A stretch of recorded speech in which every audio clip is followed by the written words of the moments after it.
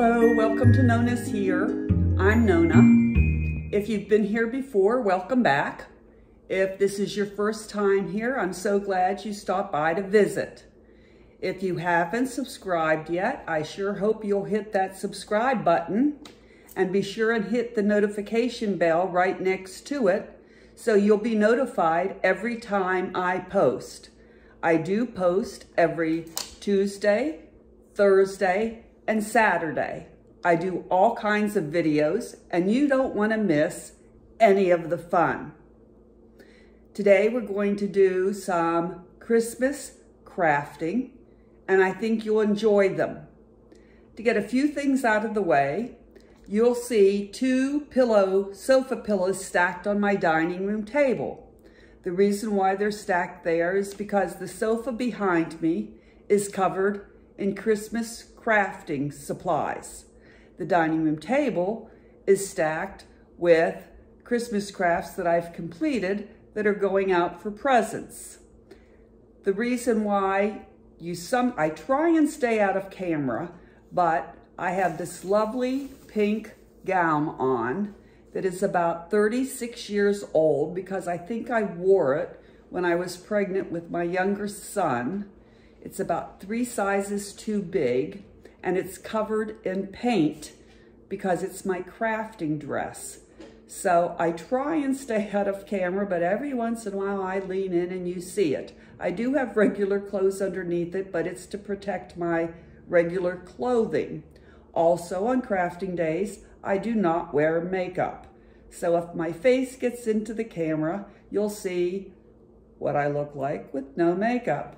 Also, I'm back to my crafting nails because I tried to protect my pretty nails yesterday when I was crafting, but they got covered in paint, so I'm back to short, stubby nails. Also, if you see a man walking back and forth, that's Grumpy Grandpa. He thinks he's invisible, but you'll occasionally see him. If you hear a cat, that's Percy, our teenage grandson's cat. He waits for teenage boy to get home from school, but in the meantime, he's Grumpy Grandpa's best friend, waiting to beg for treats or to sleep on the recliner with Grumpy Grandpa. Okay, today we're going to do 2 crafts. One is very traditional and one is very eclectic. The first one, I have 2 letters, the J and a Y that I got at Walmart. I'm going to use my red acrylic paint that I got at Dollar Tree. I have my trusty glue gun. I have my huge roll of beautiful ribbon that I got at Hobby Lobby. It's 90 feet jumbo roll. It was $9.99. I got it for $5, and it is the wire ridged, which I really like. And I've got a bunch of my picks that I might be using, so I don't know exactly what. Also, I have some of my gold rub and buff and some liquid gold that I may be using. So I think that's about all that I'm going to use. So I am going to start to paint my J and my Y in red, and I will be back in just a few minutes. Okay, I have finished painting the J and the Y with my red acrylic paint. It took 3 coats. I am now taking the snowflake, and I'm going to put that in the middle. And I'm going to show you, if you haven't seen before, how I use this rub and buff gold, antique gold paint make the snowflake gold. I just squeeze it out and I put it on my fingertip and I just rub it on. And it goes on very easily and it picks up all the high points. You can use this on flat surfaces too. It's like dry brushing if you use it on a flat surface. All right. So I'm just going to make sure that all the parts are painted in all the high points are colored in. It's very easy to do. I'm pretty sure I got this Rub and Buff at Hobby Lobby 100 years ago, but it stays good as long as you're sure to close up the lid very tightly when you're done. And when I get all finished, that's what it looks like. Okay. So I'm going to close up the lid tightly. All right, now I've laid out the ribbon that I'm going to put the J, the Y, and the snowflake on. And what I've done is I've taped down the ribbon, and I have marked where the top of the ribbon is and where the bottom of the ribbon is. I've taped it all down, and I've used a ruler because I don't eyeball stuff, because when I do and then I hang it up, it's wonky.